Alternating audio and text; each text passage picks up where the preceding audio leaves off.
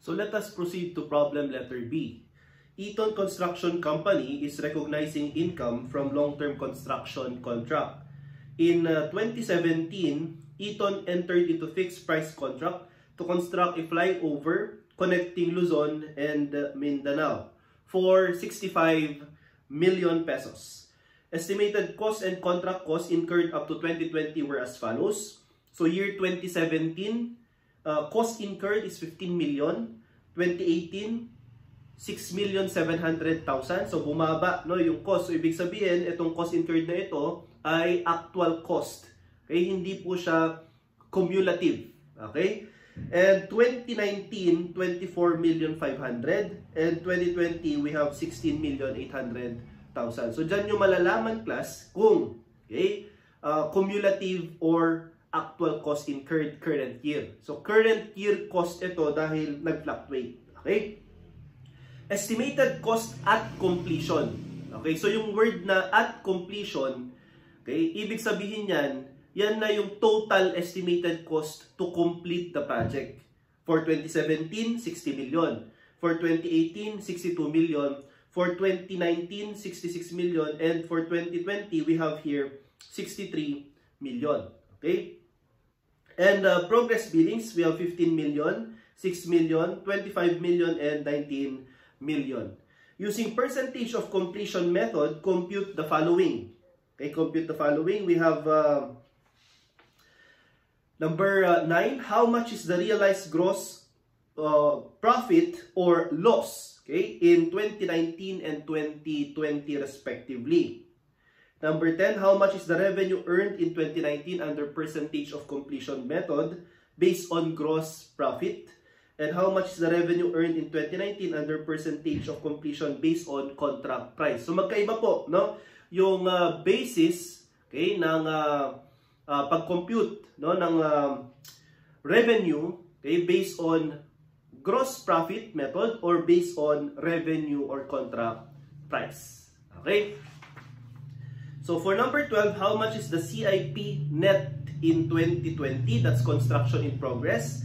And for number 13, how much is the actual cost of construction in 2019 for income statement presentation purposes? Okay, now, so let us solve. Under percentage of completion method, okay, POC. Okay? So we have 2017, 2018, 2019, and 2020. Okay?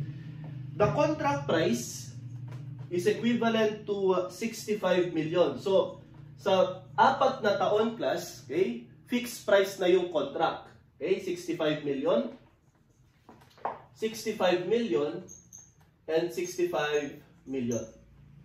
Okay. Now, i-deduct natin dito ang total estimated cost to complete, which is composed of actual cost incurred current year, actual cost incurred prior year, and estimated cost to complete the project. Okay? So you have here actual cost incurred current year, actual cost incurred prior year. Okay? And then we have here actual cost incurred to date. And we have estimated cost to complete the project. Then you have the total estimated cost to complete, which is the same as estimated cost at completion. Okay? So yung word na at completion, total na yan. So yung nasa problem kanina, which is 60 million, 62 million, 66 million, and 63 million, yan na po yung total. So dito mo ilalagay yan. Okay? So we have here 60 million. Okay? For 2018, we have 62 million. For 2019, we have 66 million. And for 2020, we have 63 million. Now, aside from the estimated cost at completion or total estimated cost to complete, meron tayong actual cost incurred current year, which is 15 million. Okay, 6,700,000. Okay, we have 24,500,000. And we have 16,800,000. So yung prior year natin, okay, alam naman natin ito yung cost incurred last year. Okay? Siyempre, pag first year of operation or construction, I should say we have 0. So you have actual cost incurred to date is 15 million. And this will become, okay, your prior year cost sa 2018. So dito mo naman ilalagay ang 15 million. Okay, dito naman class, no? 6.7 million plus 15 million, we have 21,700,000. Yan naman yung magiging prior year natin, okay? 21,700,000. Okay, plus 24 million, we have here 46,200,000. So magiging prior year din siya sa 2020. So plus 16,800,000, so you have here 46,200,000 plus 16,800,000, we have 63. Okay, 63 million. Kaya po wala na po tayong estimated cost to complete sa last year kasi nga tapos na siya. Okay? And your estimated cost to complete, i-work back mo lang, no? Work back lang to. So you have your 45 million. Okay? 21.7 million deducted from 62 million, we have 40,300,000. Okay? 66 million minus 46.2 million, we have 19,800,000. Ayan. Okay, yan yung estimated cost to complete. Yan yung idadagdag mo pa para matapos yung project. Pero yung binigay sa problem, ito, okay, at completion. So, total na yan. Okay? So, pag dineduct natin, class, itong total estimated cost to complete, okay, from the contract price, malalaman mo kung gross profit ba siya, okay, or, okay, anticipated loss. Dito sa 2017, okay, 65 million minus 60 million, you have here EGP, no? EGP, estimated gross profit of 5 million. Okay. So, kung estimated gross profit yan, i-multiply mo to ng percentage of completion. Ilang percent, no? Ang ating completion, we have here 25%. Paano na-compute itong 25% na ito? Okay? You have here actual cost incurred to date. Ito yun, 15 million. Divide this by total estimated cost to complete na 60 million. We have 25%. So, 25% of 5 million, okay? Ang magiging result naman ay RGP. Okay? Realized gross profit or loss. Depende kung anong result. Okay? To date. Yan. Cumulative. So, 5 million times 25%, we have 1,250. 1,250,000. Okay? 250,000. Ayan. Eh sir, bakit cumulative yan? Dahil itong percentage of completion mo, cumulative to date. Yan. So, divide this by total cost to complete. Okay? Cumulative. So, you have here 25%. Now, deduct RGP, okay, prior year, to get, okay, your RGP, realized gross profit, for the current year. Eh, syempre, first year of operation yan or construction, we have here 0. Kaya ang ating RGP current year is the same as 1,250,000. 1,250,000. Okay? Now, for 2018, okay, 62 million deducted from 65 million, we have here 3 million. So habang lumalapit class sa construction or yung completion year, okay, bumababa yung ini-estimate mong gross profit. So mag-a-adjust ka. Okay? So, ngayon, habang lumalapit sa completion, tumataas naman ang percentage na nagagawa or percentage of completion. Kaya dito, 21,700,000 divided by 62 million, okay, we have here 35%. Okay, 35%. So 35% of 3 million, ang dapat mo palang i-recognize na gross profit ay 1,050,000. E na-recognize mo 1,250 before. Okay, so bawiin mo yung sobra. Kaya ibababa mo naman itong to date, minus ka dito ng 1,250. Okay? So deduct it from 1,050,000, you have here 200,000 recognized loss, okay, for the year 2018. So, sumobra. Okay? So, binabawi mo lang ngayon. Ayan. Sir, ito ba ay anticipated loss? Hindi. So, hindi mo siya ni-recognize as 100%. Ito ay realized loss. Dito po makikita, class, kung anticipated loss. Dito pa lang, class, no, sa pag-deduct ng total estimated cost to complete from the contract price, kapag negative na yan, anticipated loss. Kung anticipated loss, recognize the said anticipated loss at 100%. Okay? So, dito, sa 2019, okay, dito natin makikita na meron ng anticipated loss. Yan. 65 million minus 66 million, you have here negative 1 million. And this negative 1 million is considered as anticipated loss, so you have to recognize this at 100%. Okay? Lalagyan ko itong class ng star. Okay? Ibig sabihin, okay, kahit na, okay, anticipated loss yan, pag tinanong kayo, what is the percentage of completion as of 2019? Do not answer 100% kasi hindi pa siya tapos. Okay? Ang pagsagot pa rin doon, 46,200,000. Divide this by 66 million. And that is 70%. Okay? 70% ang percentage of completion natin. Okay? However, hindi mo gagamitin itong 70% na to sa pag-recognize ng loss. Ang sinasabi natin, class, ay i-recognize mo yung anticipated loss at 100%. Do not use this. Okay? Pero pag tinanong kayo, what is the percentage of completion? 70% ang isasagot natin. Yan. What is the reason behind? Bakit i-recognize mo at 100% yung anticipated loss? Again, we should not underestimate, okay, yung mga expenses or losses. So, i-recognize mo ng buo. Okay? So, 1 million, okay, yung anticipated na loss mo, and i-recognize mo yung 1,050,000 noong 2018, kaya bawiin mo. No? Minus 1,050,000, okay? O, syempre naman, class, no? Pag dinidak mo, okay, yung amount from a negative value, madadagdagan pa yung negative amount. Kaya magkakaroon tayo ng realized loss as of 2019, which is 2,050,000.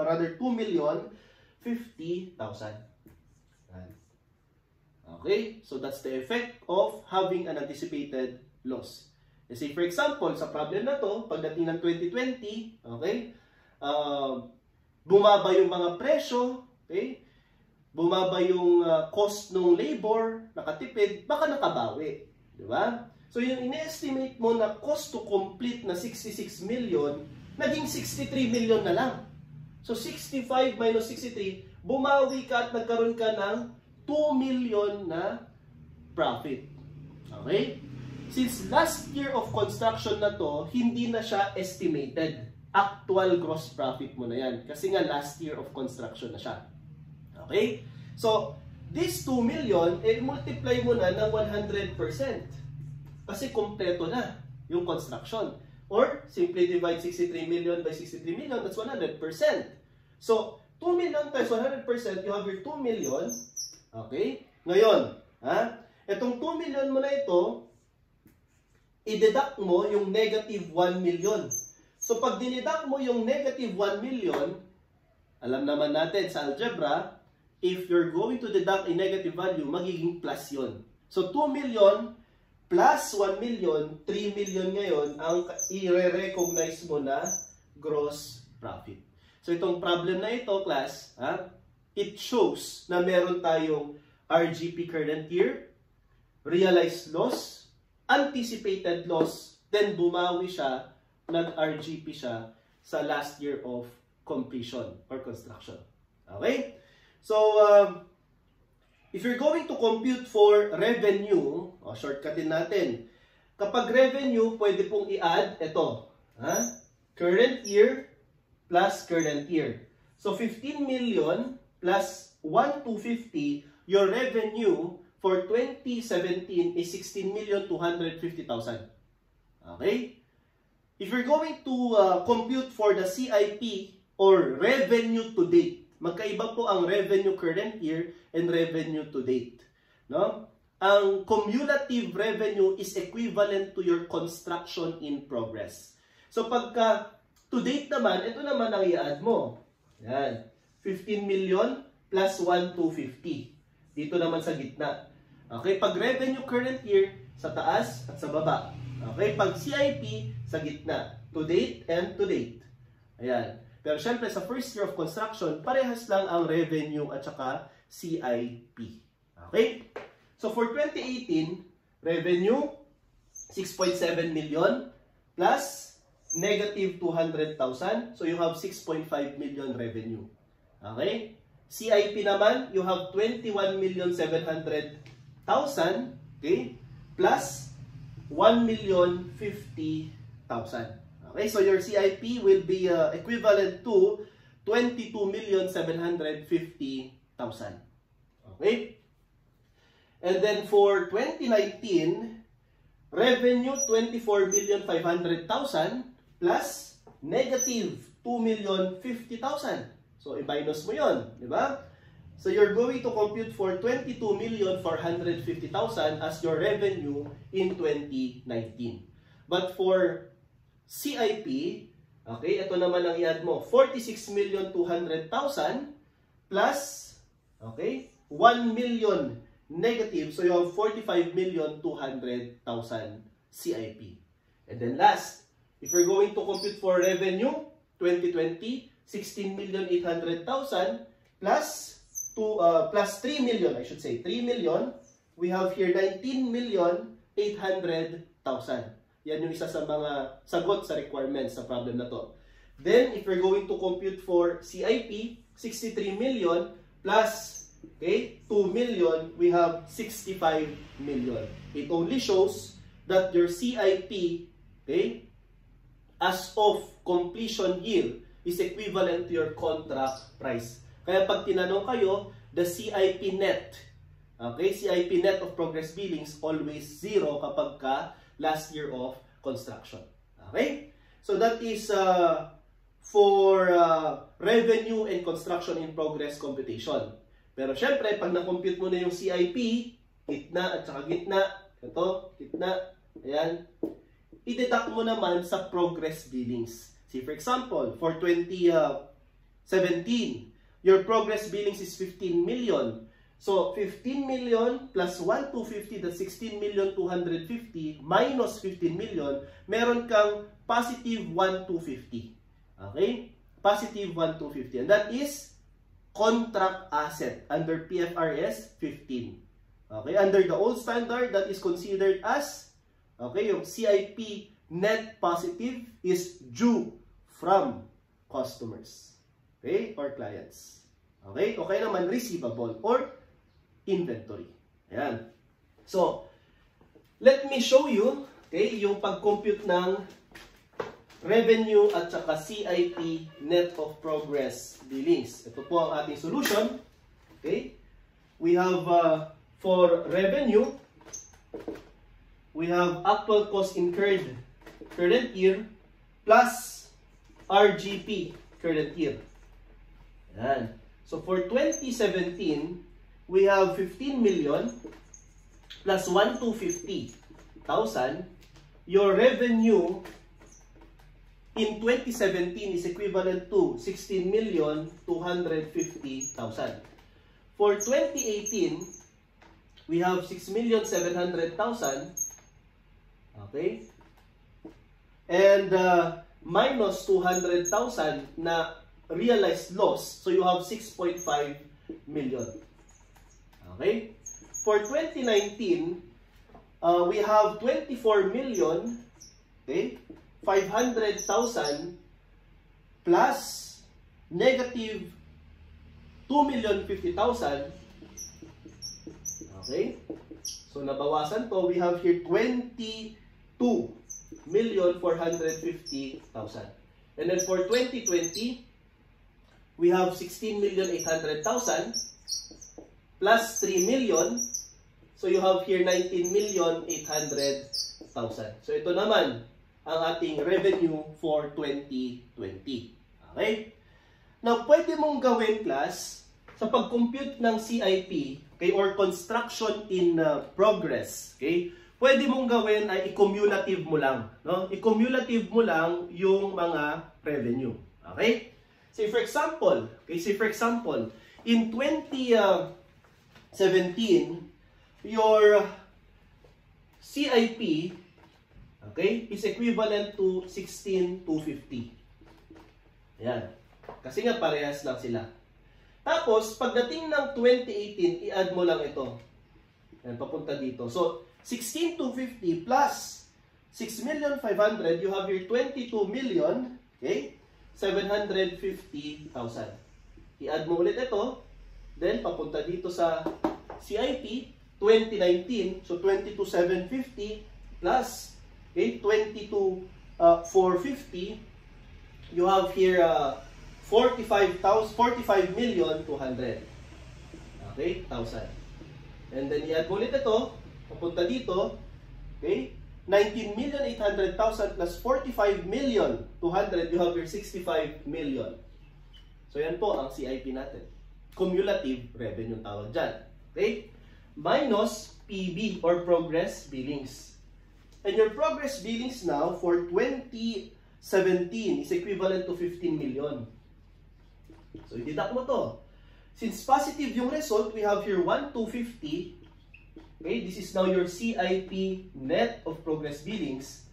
Okay, under PFRS 15, ito po ay contract, okay, contract asset. Traditionally, okay, known as due from clients or customer, or simply, okay, current asset, inventory or receivable. Yan. Dito naman, for 2018, we have progress billings of 21 million. So pag dineduct mo yan, positive pa rin. Okay, so you have your positive 1,750. Okay, and again, this is treated as contract asset. Okay, PFRS 15 na tayo, class, no? So contract asset na. Then 45,200,000 minus 46 million, we have here negative 800,000.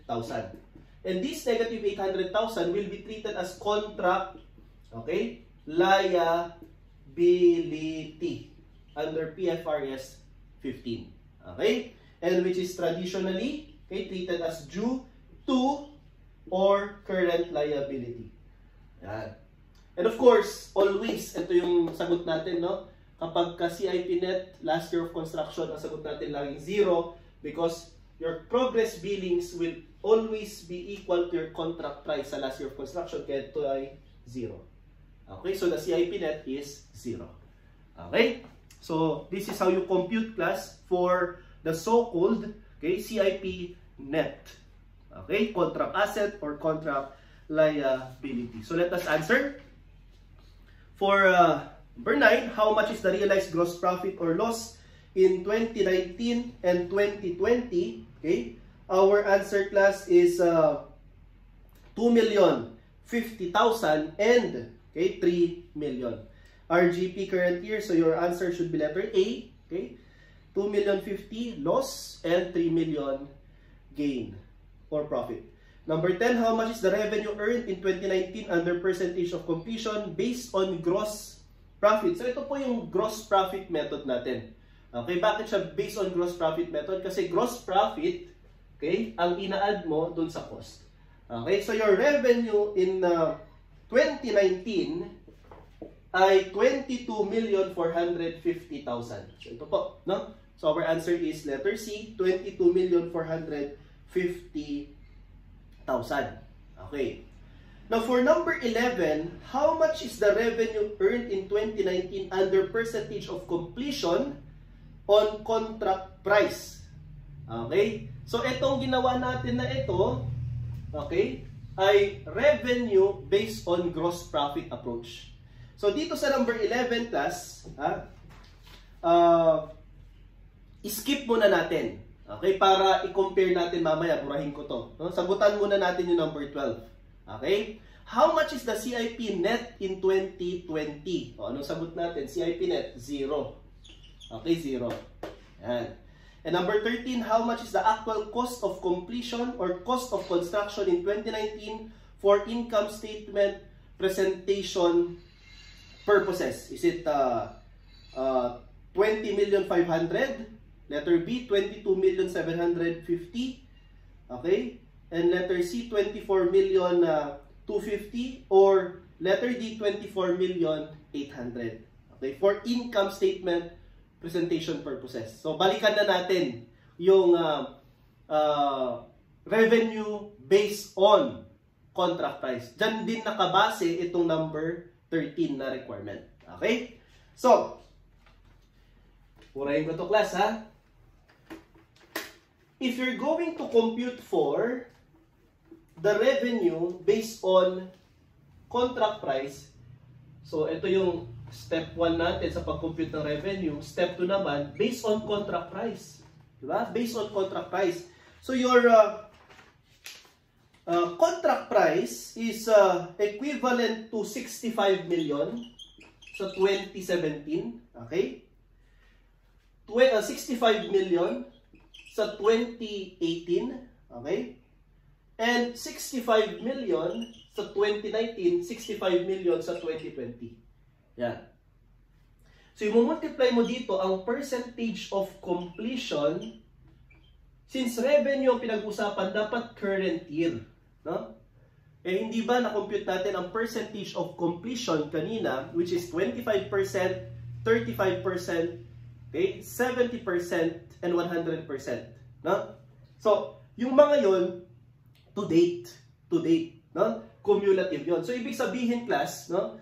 Yung 25% dito, to date to date. Yan yung kanina. 25%.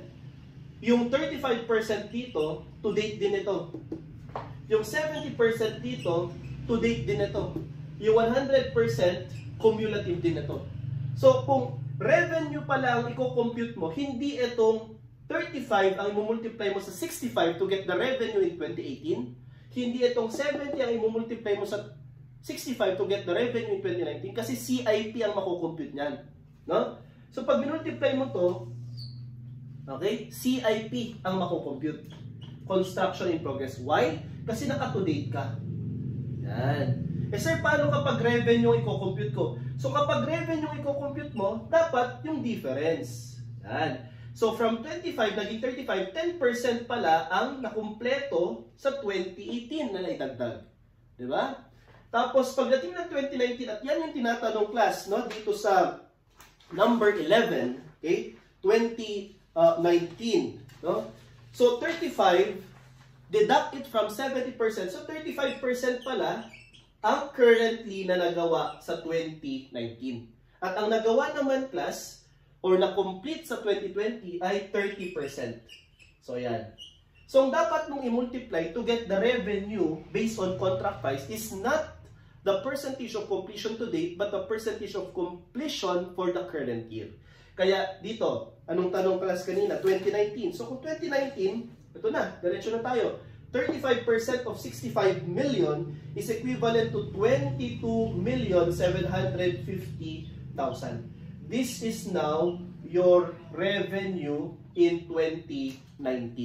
So yan po ang sagot natin for question number 11. Okay?